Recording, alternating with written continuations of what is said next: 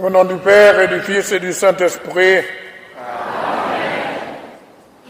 Monsieur l'abbé, vicaire général, le curé de cette paroisse, Monseigneur Jean-Baptiste, administrateur diocésain de Dolisie, avec tous ceux qui vous accompagnent, Monsieur Ngom Manuel, le président de Radio Maria Congo, Madame Sylvie, membre de la famille mondiale de Radio Maria, Monsieur Tati Dinganga, technicien, et l'autre technicien, Monsieur le maire de l'arrondissement 1, à vous, procureur de la République, le grand instant de Madingo, Monsieur le directeur départemental de la police, le commandant de la région militaire, de la Buenza, chers frères, les représentants de nos églises fraternelles, églises évangéliques et salutistes,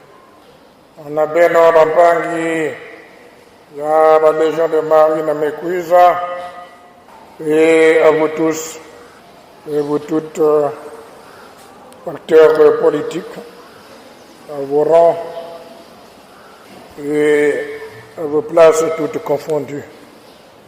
La paix du Christ. Comme le suggère l'introïte ou l'ancienne d'entrée de cette messe, de ce 4e dimanche de Carême, dimanche appelé dimanche de l'Étare, du réjouir. Réjouissons-nous, exultons de joie, soyons pleins d'allégresse, rassasions-nous de l'abondance de la joie de Jérusalem. Moi, le couteau que banda wangolo, mon amour que professeur, mon lèvre yaben. La parabole que nous venons d'entendre lire supporte plusieurs titres. Le titre le plus connu, c'est la parabole de l'enfant prodigue. On l'appelle aussi la parabole du fils égaré, le fils perdu et retrouvé. Mais les exégètes qui enseignent la Bible et les biblistes disent qu'il serait plus exact de l'appeler la parabole de l'amour débordant du Père. Et cette parabole est propre à l'évangéliste Luc, chapitre 15, versets 11 à 30. Cette parabole n'est pas une allégorie, encore moins une anecdote. Peut-être c'est une analogie, car c'est une histoire prise de la vie humaine d'une famille. En effet, le père de la parabole n'est pas nécessairement Dieu, mais un père biologique terrestre, pourtant qui présente un visage de l'amour divin. Comme nous l'avons entendu, et je m'engage ici dans une lecture d'abord matérialiste, le fils cadet réclame sa part d'héritage. L'héritage qui lui revient, ce qui lui revient en propre. C'est-à-dire, selon Deutéronome 21, verset 17, le tiers des biens paternels. Car pour l'aîné, en héritage, l'aîné doit avoir le double.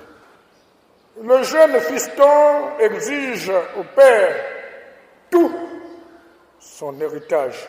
Père, donne-moi ma part de fortune qui me revient. Quoique le père est encore vivant, donc le père devait bénéficier de la jouissance de tous ses biens. C'est à lui, ce n'est pas encore aux enfants. Si c'était ici à la résistance du père, le fils pouvait commettre un crime, le tuer. Et le fils demande à transformer tous ses biens en fortune, c'est-à-dire en argent. Et comme nous l'avons entendu, il est parti pour un pays lointain. En clair, il prend le chemin de l'exil, il émigre. Au passage, il faut noter, on peut remarquer qu'il n'était pas marié. Il était donc célibataire parce qu'il ne pouvait pas abandonner ses enfants sans leur rien laisser pour entreprendre cette immigration, c'est-à-dire cet exode rural. Malheureusement, cette immigration lui dicte et lui impose de délapider ses biens et de rentrer à un chômage mortel. À cela s'ajoute, comme l'avons entendu, une famine aussi mortelle. Il lui faut chercher du boulot. Malheureusement, il trouve un patron païen, non juif, qui le ridiculise en l'embauchant, en l'envoyant au champ, non pas pour cultiver ce champ, mais pour garder les porcs,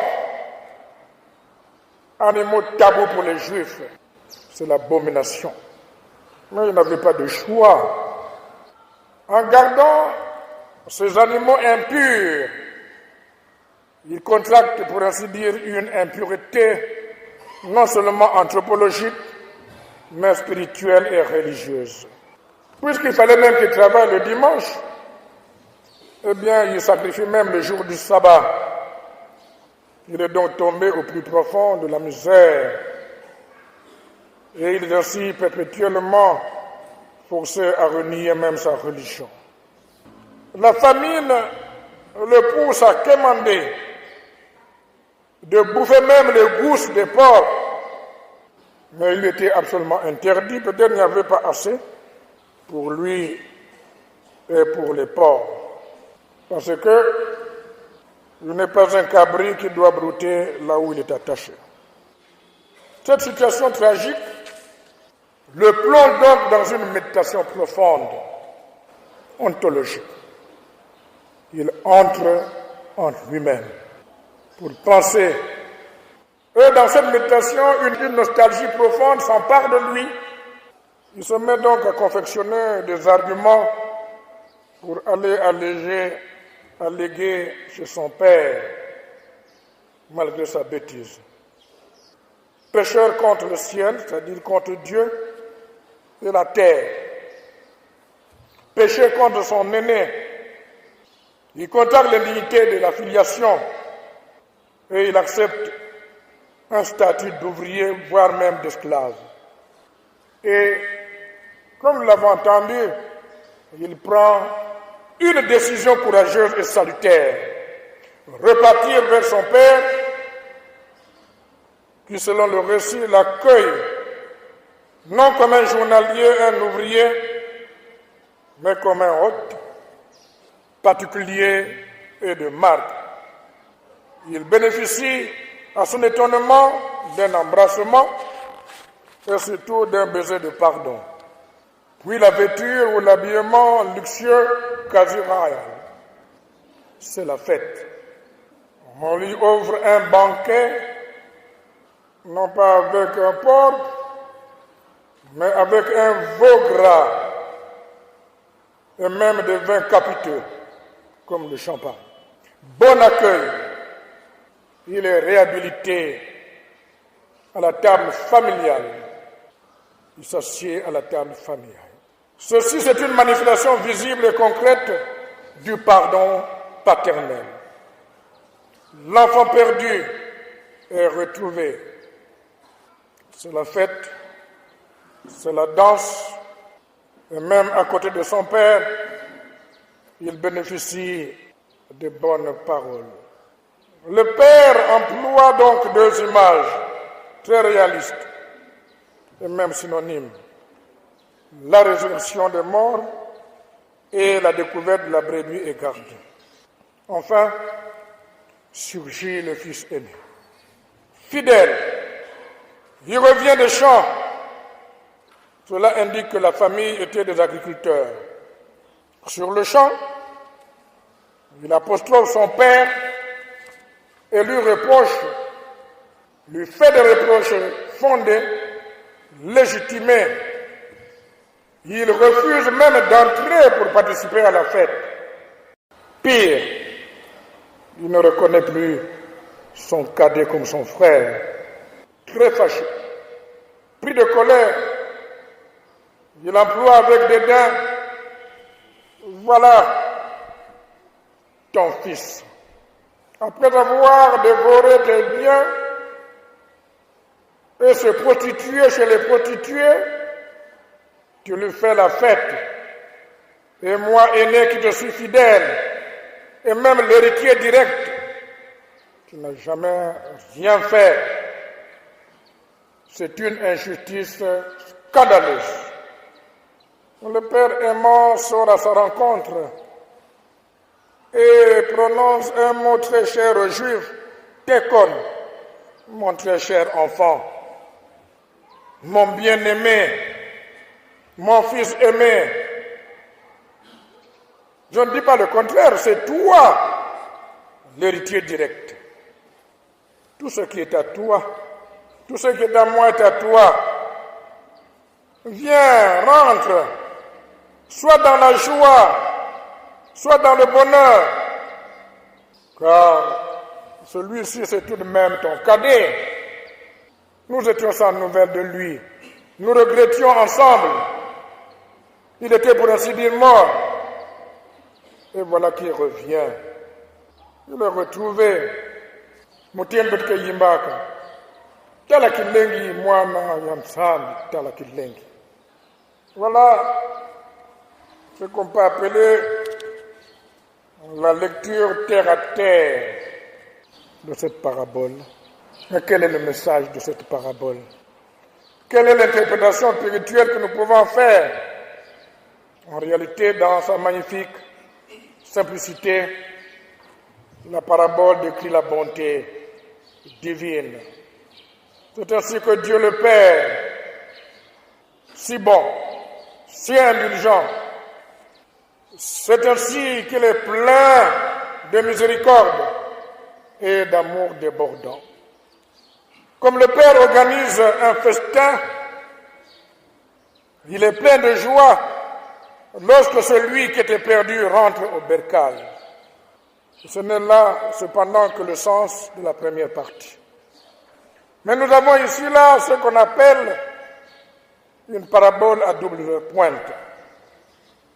Le logion de la conclusion qui reviendra deux fois tel un refrain souligne d'ailleurs, c'est Dieu qui est bon.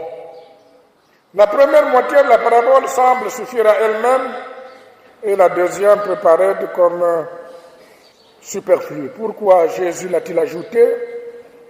Il y a une réponse possible. À cause, tenez bien, de la situation dans laquelle Jésus lui-même se trouvait. Quand il a raconté cette parabole à des hommes et des femmes qui ressemblent à ce fils aîné, c'est-à-dire les Juifs, c'est-à-dire des gens qui, l'évangile était un scandale, c'est-à-dire que Jésus était un scandale pour eux. Et Jésus veut les atteindre dans leur conscience. Ainsi leur dit-il, voilà ce que l'amour de Dieu. Ces enfants égarés sont revenus et vous êtes sans joie, vous êtes froid, vous êtes insensible, vous êtes ingrat. Soyez donc charitables. Ne soyez pas égoïstes. Les morts spirituels ressuscitent. Et ceux qui étaient perdus reviennent à la maison du Père. Réjouissez-vous. Venez vous réjouir avec moi. Cette parabole de l'enfant retrouvé n'est pas d'abord une proclamation de la bonne nouvelle aux pauvres, mais une justification de la bonne nouvelle face à ceux qui la critiquent. Jésus se justifie donc. C'est cet amour sans limite que montre Dieu le Père. Mais Jésus ne reste pas à l'apologie de la parabole, parce que la parabole s'arrête brusquement. Le dénouement de cette parabole reste ouvert donc. Là aussi, se reflète la réalité que Jésus est en face de lui et des auditeurs qui sont dans une situation de fils aimé. Il invite donc aux Juifs de venir l'écouter, de venir participer à sa fête. Mais Jésus ne les condamne pas. Bien au contraire, il conserve encore quelque espoir. Il faut les aider à surmonter le scandale que leur cause l'Évangile, à reconnaître combien leur manque d'amour et leur justice satisfaite les séparent de Dieu, pour qu'ils puissent retrouver la joie qu'apporte l'Évangile. La justification de la bonne nouvelle se change donc en reproche, en sollicitation pour gagner le cœur de ses adversaires. Ainsi donc, la parabole est apologétique et de discussion face à ses adversaires.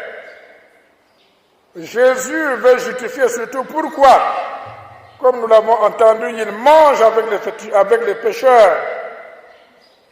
Jésus, sa manière choquante d'agir en disant cette parabole, c'est l'amour de Dieu. Jésus revendique ainsi d'actualiser par sa façon de faire l'amour de Dieu pour les pécheurs qui se répandent. Frères et sœurs, Bayaya, en ce dimanche de la réjouissance, où on va lancer officiellement la station Relais Radio Maria, c'est d'abord une action de grâce à notre Dieu trinitaire, qui est Père, Fils et Saint-Esprit. Betke Budla Matondo, na Moindre Maria, Samo na radio yango, que Nankumbo Yahyang. N'oublions jamais que notre pays, politiquement, ou dans une spiritualité politique, a été confié à Marie, puisque la fête de notre indépendance, la fête nationale, c'est le 15 août, jour de l'Assomption de Moindre Maria. Et je remercie ici parce que tous les acteurs politiques, particulièrement les présidents, ont réitéré cette dévotion mariale, nonobstant que c'est la fête nationale. C'est une chance pour notre diocèse, pour notre commune d'Nkaï, d'abriter cette station de la radio Maria. Voulu et désiré, espéré depuis 2006, soit 15 ans d'attente, comme disent les latins, dum spiro spero. Tant qu'on espère, tant qu'on vit, il faut toujours espérer. Pour le moment, c'est encore une station relais de la radio Maria. Pour le moment, c'est encore Pointe-Noire qui nous aide à faire fonctionner cette radio qui est suivie jusqu'à Kingwe, à Muboti et à l'entrée de Sibiti. Mais nous militons pour que ça s'étende jusqu'à Bambama, malgré les difficultés des forêts et des montagnes. Matondo, merci pour la famille de la radio mondiale. Merci pour le président national. Merci pour nos frères et sœurs qui animent la radio Maria de Pointe-Noire. Merci particulièrement pour les techniciens. Ce n'est pas facile. Eux, ils sont vraiment bien qualifiés. Merci pour tous les invités qui sont là. Merci pour les frères et sœurs, les religieux et les prêtres. Merci pour tous ces jeunes. Je remarque que l'église est pleine de jeunes. Bebebeku mabinuni, mambal beno ke anime radio yina. Kabwa boko? Kabwa boko? Merci à vous les jeunes. Merci à la chorale. Et merci à nous tous. Talakilengi bana yantambie tala talakilengi mwana yantambie talakilengi la chorale mwana yantambie